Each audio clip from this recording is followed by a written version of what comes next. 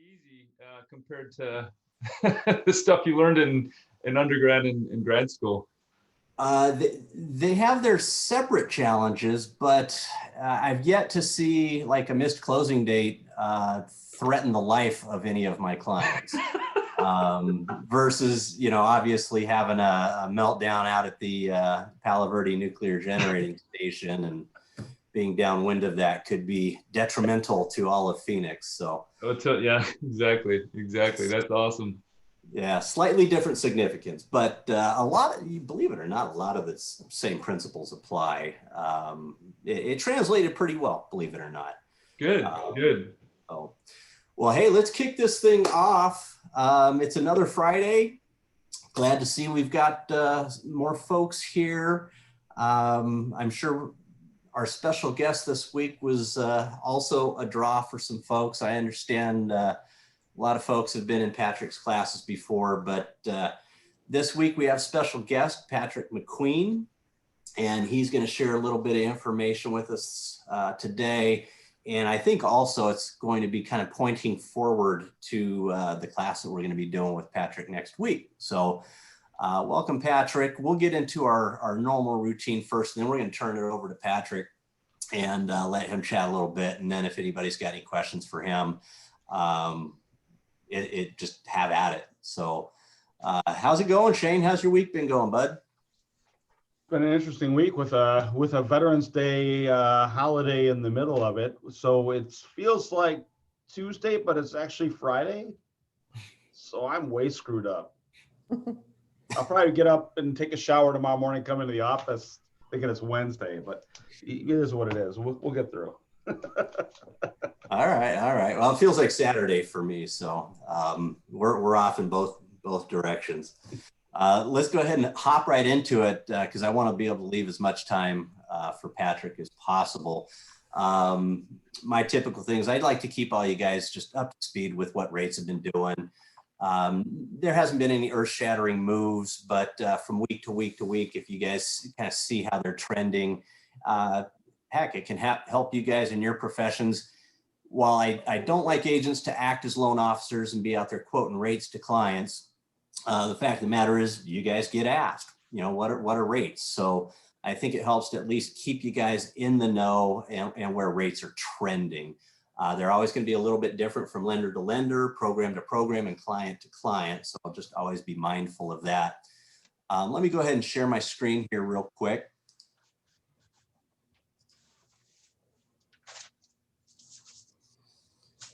All right, are we good? Awesome. So this is my website. This is the Loan Geeks or Loan Geeks, either way, the Loan Geeks or loangeeks.com. That'll get you here. There's several ways you can get to our rates, as many of you guys already know. The whole homepage is littered with links to get you straight into our rate page. Right here at the top of the menu, if you click on here, this will take you straight into our rate page. And if you do that, that will take you straight here to our rate page. This is what it looks like. Like I've told you guys, I update this daily, at least once a day, so you guys know it's up to date. It's a great resource for you throughout the week. If you're curious what's going on or a client asks you, just pop in. If you don't need to, be specific and get them directly to me as a lender, but you just need some general information. So let's run through them real quick. Like I said, not a whole lot of movement. We have seen a slight tick up, but we still have some uncertainty going on with the election. So I don't think there hasn't been a dramatic move in either direction. I think there's still a lot of tentativeness in the market, and we're seeing this both in the bond markets as well as the financial markets as well. But real quick, on our 15-year fixed conventional, we've been hovering down there. We got down to 2.5%. We're back up to 2.625, which, mid twos, that's rough if you get a rate in the mid twos. And that's at par, no points. On our 30-year fixed conventional, we are at 3.125. If you guys remember, we ticked up from about 2.99 on that. Again, that's at par.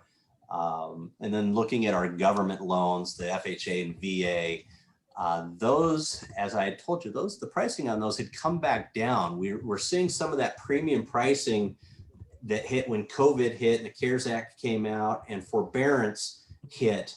We're starting to see some of that premium pricing slowly work its way back out of those as we've hit into the 6-month first term of people coming out of forbearance and seeing how many people are going back in for a second term. So we're sitting at 2.875, and that's with 3/4 of a point discount pricing there. That's on top of, and I always want to stress this because a lot of people need to be made aware of this. The FHA inherently comes with 1.75% points in upfront mortgage insurance premium that they charge, which goes into the FHA fund for when people default on FHA loans. Well, this is on top of that 1.75% fee. This is premium pricing just to get this rate. But if you guys remember, it was a point not too long ago. So it's slowly eking down, and these rates were in the low 3s then. Same goes for the VA, again, 2.875, and that's at 3/4 of a point. And then last but not least, our jumbos. Those things have been holding super steady. Not a lot of fluctuation there.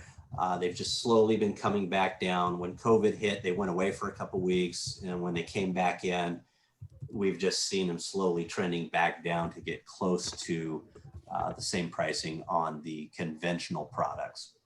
And then one thing I want to note for you guys here, because I didn't when we first, if you guys notice this down here, the date and time, this is always on all of the rate sheets on our website. That way you know when they were last updated. These rates are actually from yesterday morning. When I got in this morning and was updated for us, our secondary department hadn't yet turned out today's rates. Usually they get them out at about 7:30 in the morning, but they were slow today for some reason. And I'm not quite sure what it was. It wasn't like the bond market was going crazy or anything and they couldn't nail down rates. So just an FYI, those were yesterday's rates, but I don't think we've seen a ton of movement that would have them moving much today. So that's where we're at on rates. Just kind of holding steady, looking good. It's a great time to be a buyer, a great time to be refinancing at rates like this, for sure. Absolutely. Do you see anything changing in the near future, really, with your crystal ball? I know we talk about this every single week, but. Well, and you know my stock response to that, which is if I knew exactly what they were going to do, I would not be on this call, or if I was, the scene behind me would be real, and there'd be somebody sticking their hand in with little drinks with umbrellas saying, "Here you go, Mr. Brewer." I wouldn't need an artificial background behind me. Yeah, that's a great question. I get that question every time I go to lock a client on their rates. Do you know what rates are going to be doing? No, honestly, I don't. I do believe there is a lot more room for rates to go up than for rates to go down further.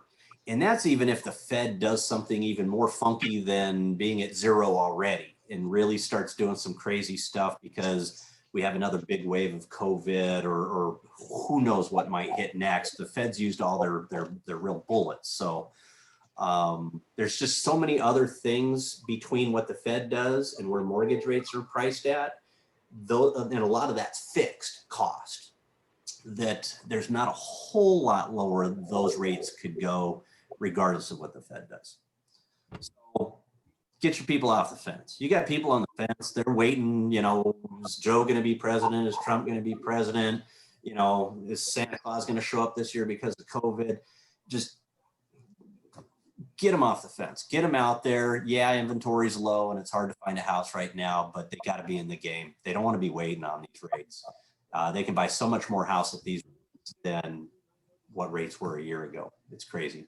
Well, and the truth is, home prices are not going to go down for the foreseeable future. They're still on the upward swing, and they're going to keep going according to everything that I'm seeing. So, yeah. Well, you know, we've been talking about like foreclosures and stuff. You know, NAR is pushing. Get ready for a whole wave of foreclosures, and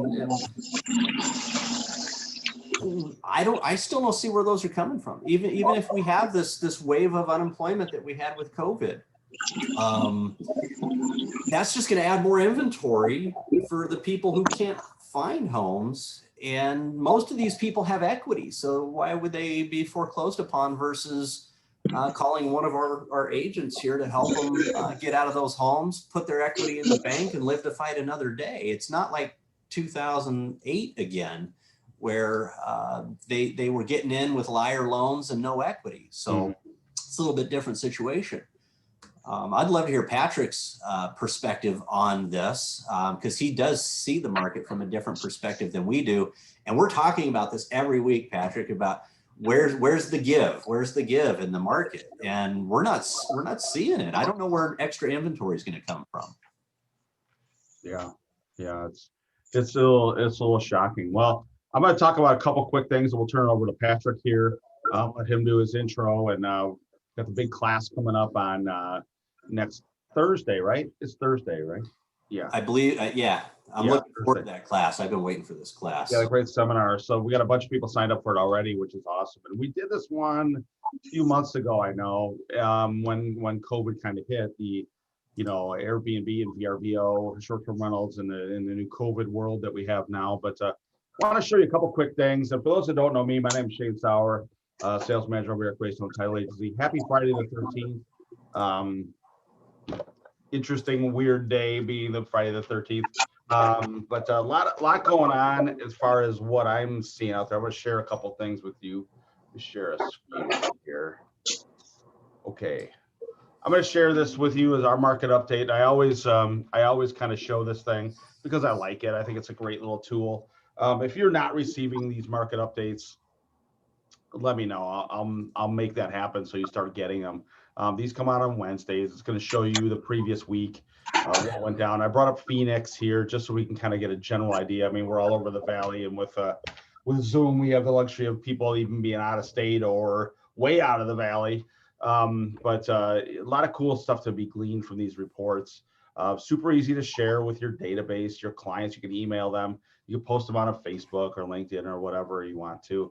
You can print them out and show them to sellers or buyers, give them a little perspective. It's going to show you median list price. It's going to show you median rent in Phoenix, which is almost $1,900 in Phoenix. And this is Phoenix as a whole. So this is all zip codes, all areas. This is the whole 9 yards here. They're all lumped into one. I'm going to give you a little buyer seller index here. 30 is their break point. Anything under 30 is a buyer's market. Anything over 30, of course, is a seller's market, all the way up to 100 here, which is the highest it can go on their scale. A little bit different than a Crawford report in that way. Very interactive, though. Super interactive when it's online like this, which is nice on Zoom because I can kind of show it to you like this. But you've got a bunch of drop downs here. You can check inventory. You can see all that kind of stuff, what's going on there. But yeah, median list prices are here. Everything's here for you to kind of take a look at. You can also see last week as a whole, what came on the market, new inventory, and what was sold last week in Phoenix. But like I said, we can get any city or any zip code. If this helps you with your marketing, let me know. I'd be more than happy to get it to you. There's no cost to get it. It just comes out on Wednesday. You can get as many as you like. Comes in one email, bunch of links. You can click whatever report you want. I've gone a little farther with this report, and I've kind of pulled up. Hopefully you can still see this. Kirk, can you see the Valley stats? Is it up? Yeah, it's up. Okay. Looks good. I've gone a little further with this report. Now, I get these on Mondays, okay? They're released to me on Monday. So I cobble this report together on my own. And it's just one page. It's going to show you everything here in the Valley, or as much as I could. I mean, I was looking for suggestions if there's other areas. I mean, I don't have Tolleson or Avondale. There's a bunch of places I don't have on here. But there's a bunch that I do. So I'm always looking for suggestions. If you would like to see another one on here, I'd be more than happy to put it on. But I also included a bunch of outside the valley, second home destinations. We saw a lot of people buy second homes this year. Somebody was telling me the other day, this has just been a record number of homes being sold up, people buying this year up in the White Mountains and Flag and everything up that way. And I don't know that that's true or not, but that's what I heard. It wouldn't surprise me, to be honest. But it's kind of neat in one little page to kind of show and kind of compare these cities. I've been able to start spotting trends on here, which I've marked in the dark orange here, and the highs and lows, which I've marked in yellow. So you can kind of see, Paradise Valley leading the way, of course, and the most bang for the buck in Maricopa, which has kind of been the case all along, which I've been noting on here, but a lot going on. So a lot of things you can glean from this little guy. One thing I do see here is a lot of red, a lot of downward thrust on that inventory, which is interesting for me to look at. Even up north, it's the same way. We're seeing the same things up north. Inventory just disappearing. It'll be interesting to see what happens as we head into the winter months up north to see how that slows down or how that's affected. But I mean, some of these list prices, some of these median list prices, I mean, Prescott, almost 700,000 in Prescott, and 650 in Payson. But again, these are very volatile because they're based on 7-day increments. So very volatile that way. So the big changes, big swings you'll see, but interesting nonetheless. I have put this out as a JPEG now. So folks that get it, if you'd like to get this, I put this out on Monday mornings. I got a distribution list that I send it to. If you'd like to start receiving it, let me know and I'll put you on there. You'll start getting it too. If it's something that can help you out and give you a little Monday morning coffee time reading, I'm all for it. So a lot going on. I don't want to take up too much more time because we want the Prescott. You know what, Natasha? Alls I pull up, those would be separate pulls for me. So alls it's pulling is Prescott. That's it. I don't think it includes the other stuff, although I'd have to really look and see. I believe it's just Prescott though. So anyways, I'm going to turn it over to Patrick, let him do a little intro. Let's get going today. Hopefully you got some questions for him. He's one of the greatest minds in the industry right here. We got him right here. How's that for a build-up? I will gladly, yeah, I will gladly come on this show anytime you introduce me like that, Shane. So you are now my most favorite escrow agent or officer or salesperson ever. So I totally appreciate that. For those of you who know me for real, know that I'm just a humble real estate attorney here in Arizona. I love doing these webinars. I love chatting, and when I got the opportunity from Shane and from Kirk to chat about a few things, I said, sure, why not? Of course, I'd love to. And so they asked me to put together a couple of things on short-term rentals, and we're going to talk about that. We're going to talk about there's an apple down below. How that industry. Yeah. This is this real estate attorney. I was hoping she would say something about me. Oh well. So anyway, I'm a real estate attorney here in Arizona. I've been doing this for 16 or 17 very long years. You know, we handle all sorts of real estate issues. And one of the things that Kirk brought up was foreclosures and trustee sales. And we're just not seeing them. And I'll tell you, I saw some report that was published. I don't remember where it was published, but our firm in September, I think it was September, may have been October, our firm handled 15% of the trustee sales in Maricopa County for that one particular month. And I'll tell you, none of them were residential real estate. None of them. They all involved a bad construction project. Our client was a hard money lender on these. The contractors all, got the heck out of there. The developer went belly up. And pretty much every single trustee sale related to a property owned by that same person, now owned by the hard money lender that we represented. So we're just not seeing that sort of trend. Now, maybe that changes, maybe things loosen up. There's always going to be some trustee sales and some foreclosure activity, but I'm not seeing it at the moment, right?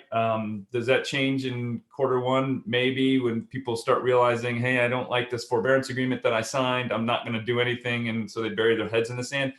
I don't know. I just don't see that kind of pressure. I don't see that.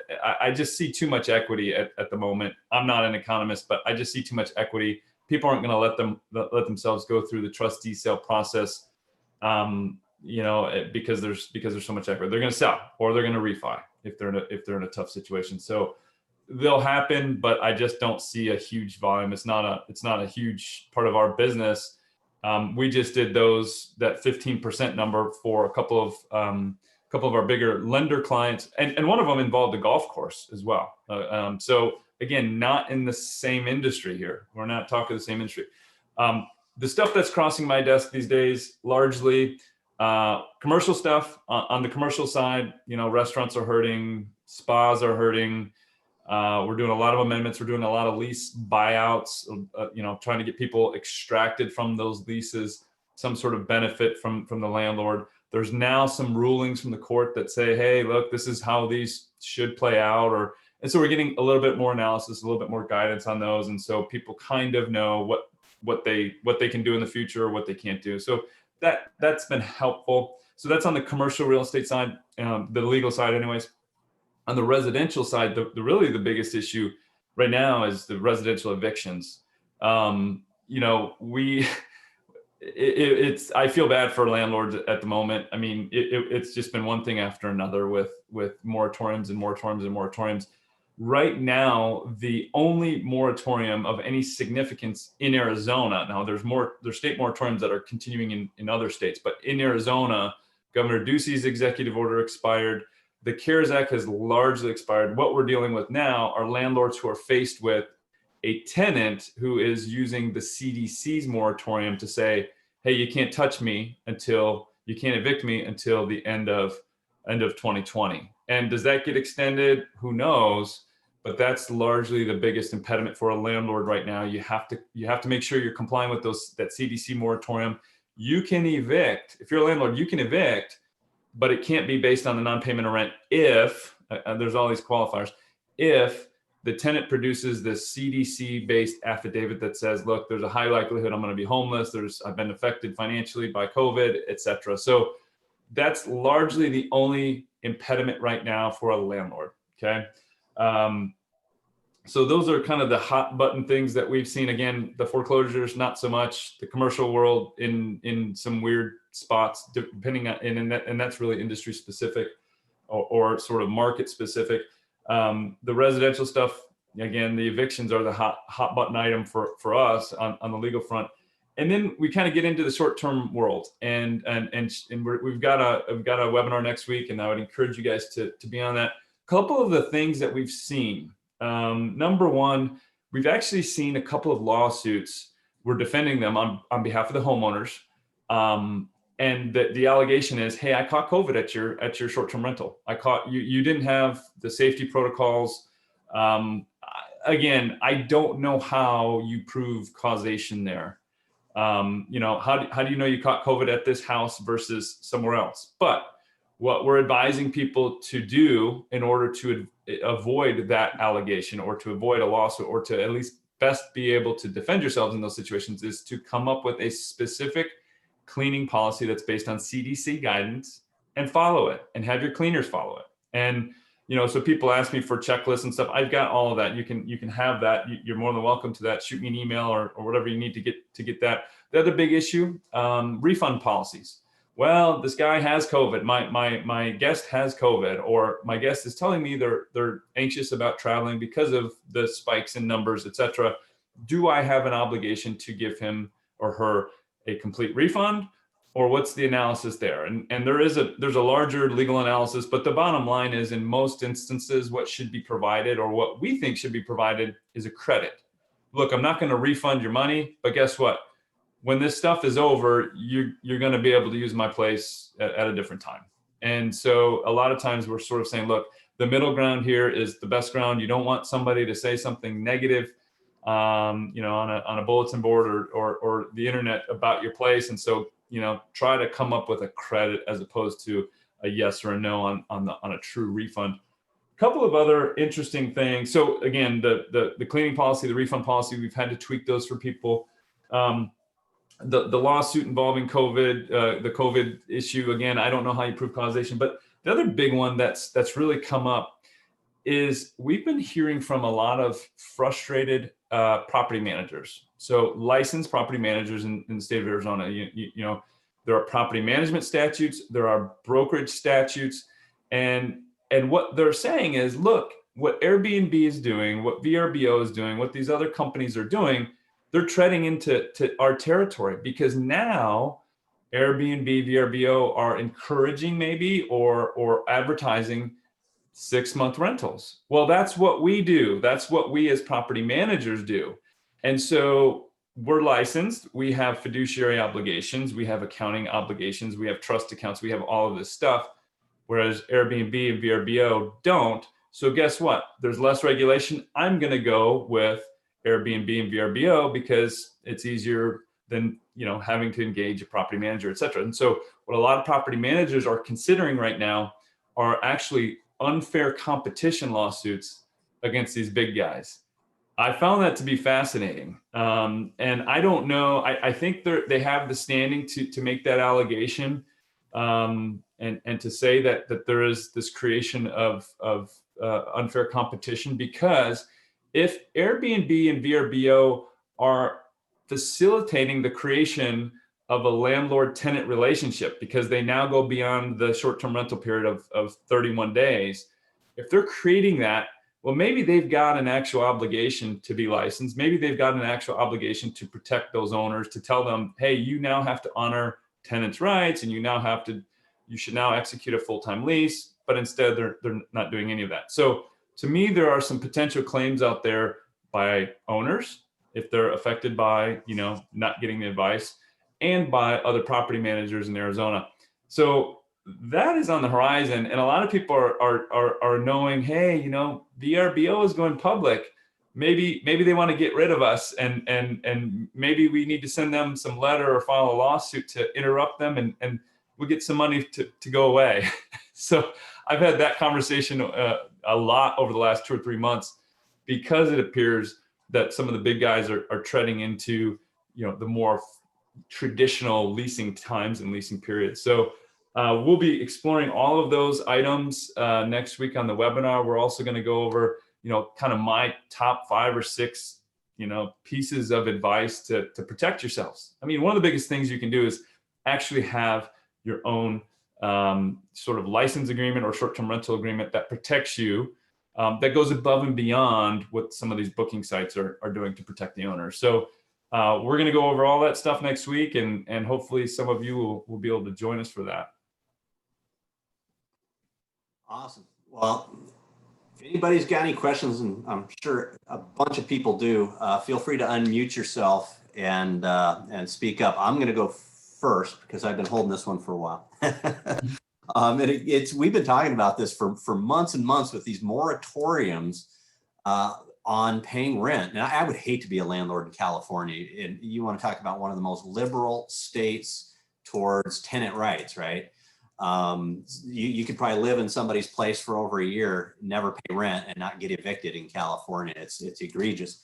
Arizona's better than that. However, there are these moratoriums, and now you've got the lingering one from the CDC and COVID.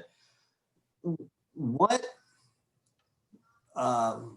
remedies are at the landlord's disposal? Okay, the landlord, let's say they don't own the thing free and clear. Okay, they've got a note, there's a bank that they've got to pay, they've got financial obligations, and now they've got this tenant who's occupying their space, so they can't go rent it out to another paying customer.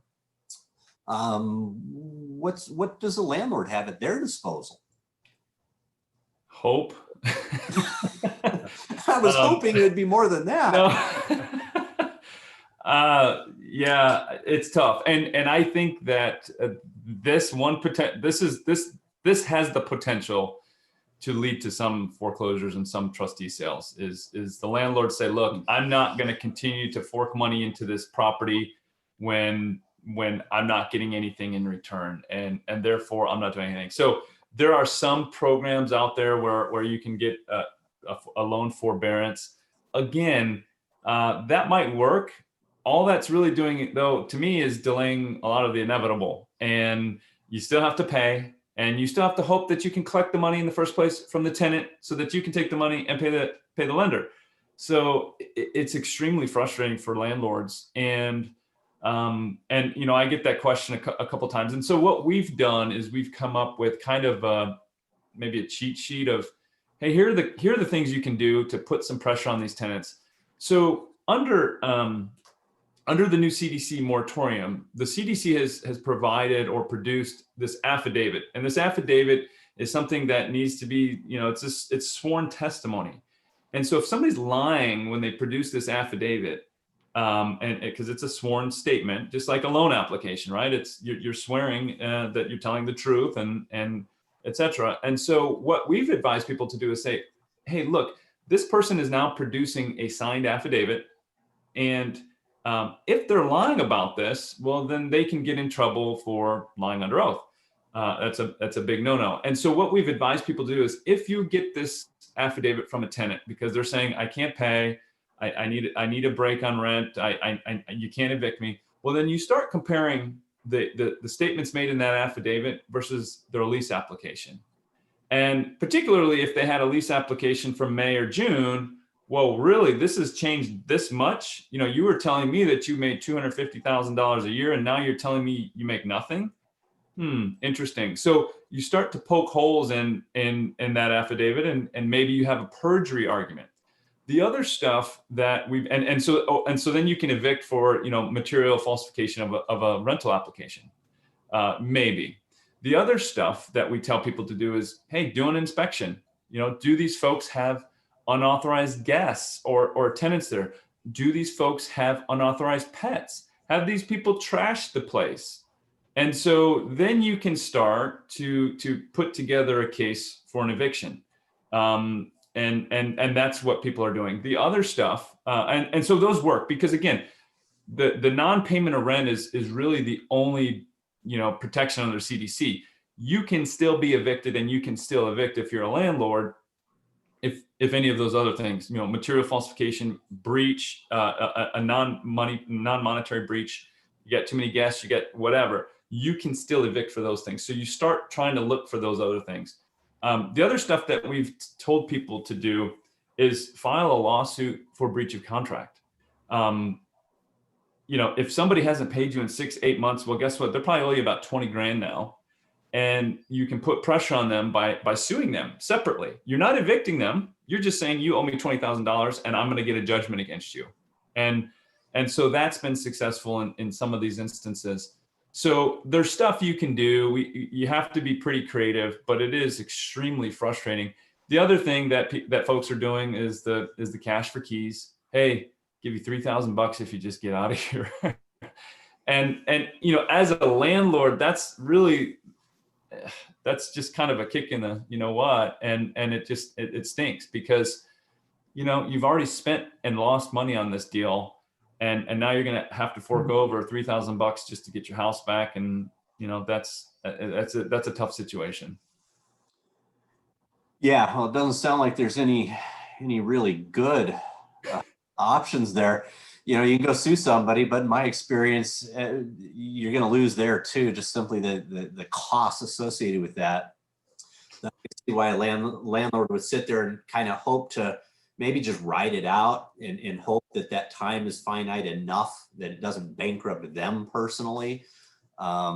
Boy, that's a tough situation to be in. My sympathies go out to them because they're like the lost ones in this whole deal, and you know, they're victims too. You know, they probably spent a lot of money over the years acquiring a property or multiple properties, and to then all of a sudden have their cash flow, that's their livelihood, just potentially cease. So appreciate the perspective. Has anybody else got any questions for Patrick?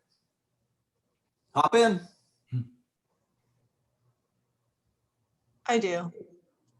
Hi, Joyce. Hi. I only have one rental, and it's going to be, the tenants are leaving the end of November. And before the CDC thing that came out just more recently, somebody had suggested just going with a new tenant month to month, and that way you could get them out quicker if they're not paying. But with the CDC moratorium, there's really no reason to do that, right? Well, yeah. You really have to be careful with that. I think is the advice in that, because if you're going month to month and then you terminate the monthly tenancy and it's based on the failure to pay rent, well, then you're in a situation where you're saying it's the failure to pay rent. And they're going to say you can't do anything about this. So yeah, it really has to be something else. And these judges are saying, look, if you're evicting these people, and it appears to me at all that it has to do with the non-payment of rent. Yes, I see that it's a 30-day notice you provided, you did that properly, etc. But ultimately, deep down, this is a non-payment of rent issue, isn't it? And you're like, it is.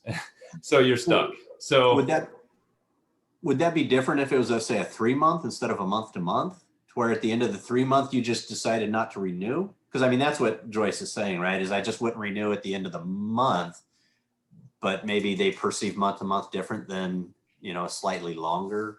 It all boils down to the rationale for, you know, if you're saying, look, I'm selling my property, I'm going to sell my property, and therefore I need to terminate this tenancy, then great.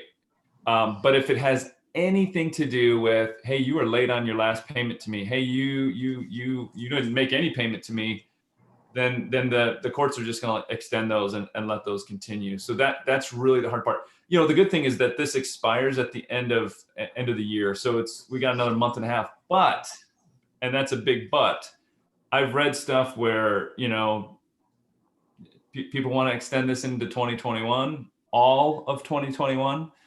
And that is just a scary proposition. Who knows if that's true or not? But I mean, it's like, come on, you know, these folks have suffered long enough with this. This is not fair. Well, it seems like with cases on the upswing again, that's very viable that they could extend this thing out much longer, right? I mean, yeah, that's the reality. So to me, I think, you know, if folks are hesitant to either file that lawsuit, what we've actually done, because we recognize, look, you know, don't hire an attorney to do this eviction. Normally, I would say, yeah, you might want to hire somebody. We've prepackaged documents and say, look, here's what you need to file. And it's this sort of instruction book. And you pay a little bit for that. But now you have all the documents, you know how to fill them out. Because, you know, we've seen these situations get so ugly. A typical eviction should be $2,500, $3,000 at the very most. But what's happening is the tenant will just come up with something late in the day. Oh, I've got a cough, judge, whatever. I mean, look, I'm sympathetic to people who are sick and that sort of thing as well. But when you're doing it just to kind of, you know, take advantage of the system and game the system, I'm not really cool with that. So we've had to come up with, because we've seen so many people spend so much money in attorney's fees, and we're just like, I'm sorry, I don't know what to do about it. It's not our fault. It's your tenant who's dragging this out. We've come up with a set of documents that people can sort of pre-purchase and says, look, go on your own. Here's some instructions. Here's some help.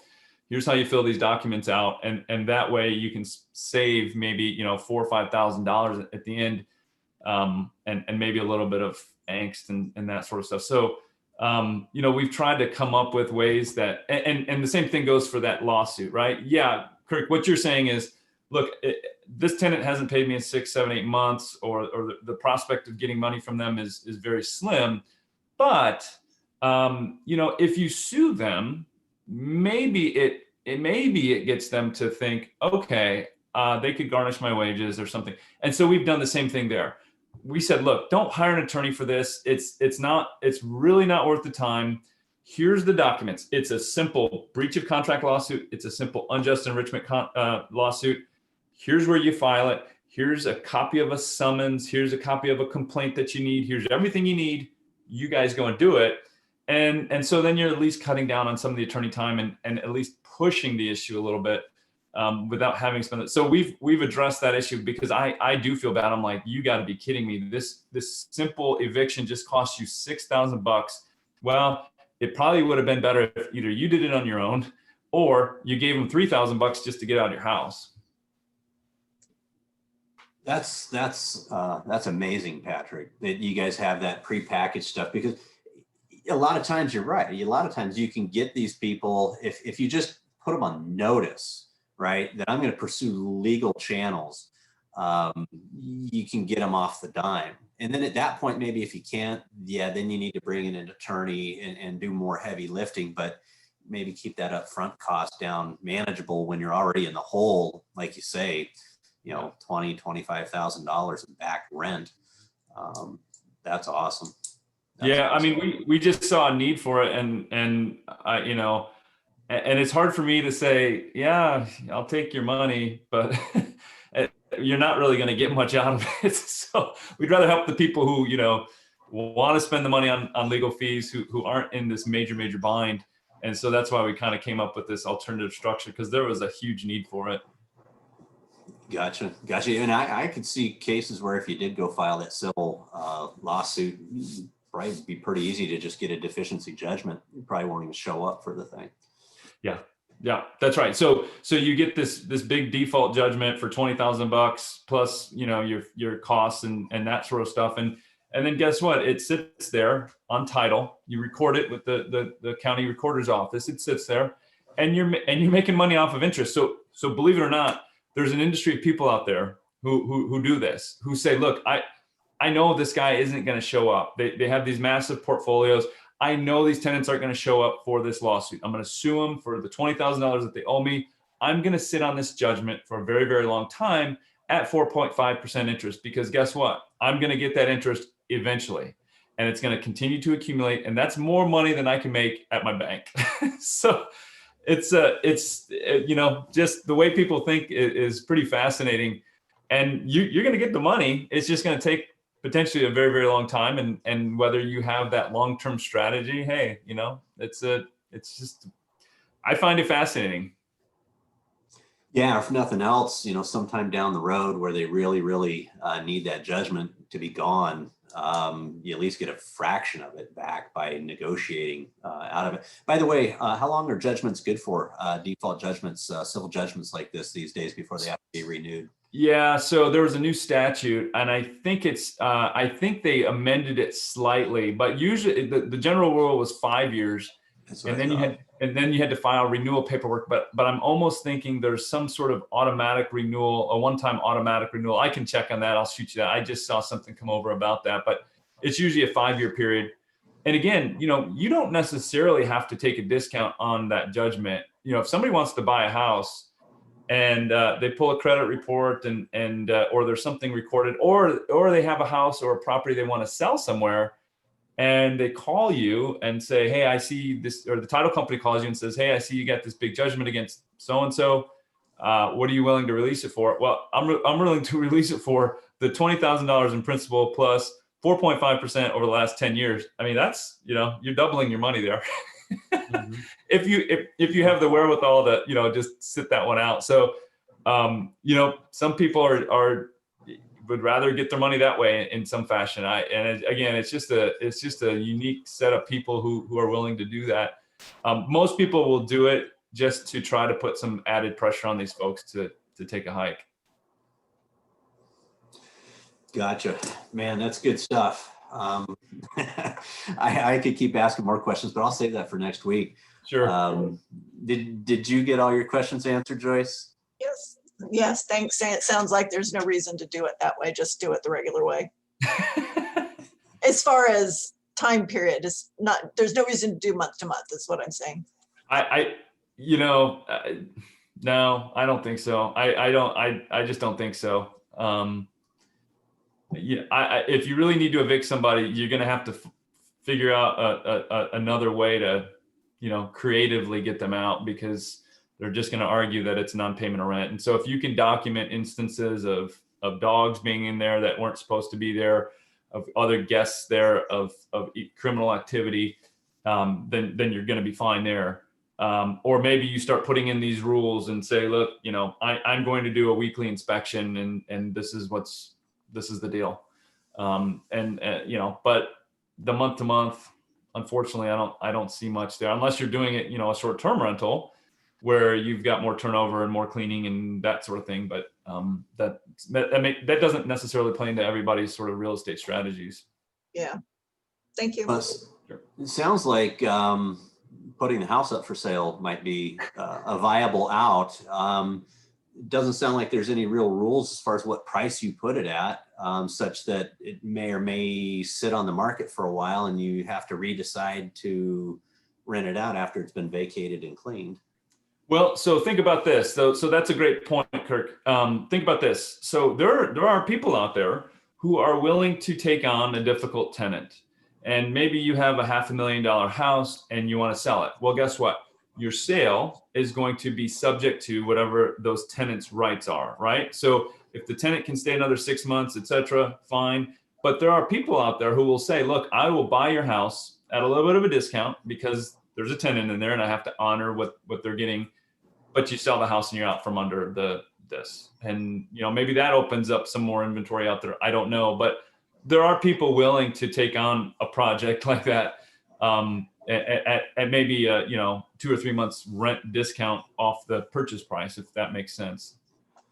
Yeah, I mean, if it's getting to the point where you're looking for an exit strategy, you can't hold on much longer. You burnt through savings or something. Carry notes. Yep, exactly. Interesting stuff that's come out of COVID that we probably could have never imagined at the time it first started. Yep. All righty. Well, we've run a little bit over, but I kind of knew that was going to be the case. When we get someone like Patrick in, who's a wealth of knowledge, it's always nice to be able to chat and pick their brain and ask questions. Does anybody have any more questions? I mean, we're going to have another crack at Patrick next Thursday. So if you don't now, definitely start jotting down questions for next week. I'm sure Patrick will be happy to answer any questions you guys have. Otherwise, Shane, my friend, you got anything to wrap this thing up? No, I appreciate everybody coming on today. And if you haven't gotten the invite for the event on Thursday, let me know. I'll be sure to send you a link so you can sign up. It's Zoom. We've got an hour and a half kind of booked out, but it's really going to depend on questions and stuff like that, because I know there'll be a bunch. So I'm really looking forward to it. It's always a pleasure to have Patrick on. Wealth of knowledge, and today was a blessing, right? Yes. I'm in a good mood today, guys. It's the Masters weekend, even though it's November. So, I got something good to watch on TV, and so I'm looking forward to that. Yeah, I forgot it's Masters weekend. That's awesome. That's awesome. I've been watching sports all year, so finally I can watch something that I enjoy. I love Masters weekend. Usually I'm watching Masters in Vegas, but I haven't had the courage to try and go to Vegas during COVID. So, well, everybody have a great weekend. Patrick, really appreciate you coming on. It's nice meeting you. I'm sure we're going to have you back on a semi-regular basis as your schedule will permit. We'd love to have you back. So sure. Happy to do it. Thanks so much for inviting me today. Wonderful. Take care, everybody. Have a great weekend. We'll see you next week. We'll see you Thursday in Patrick's class. Yes. There we go. Take care. See you.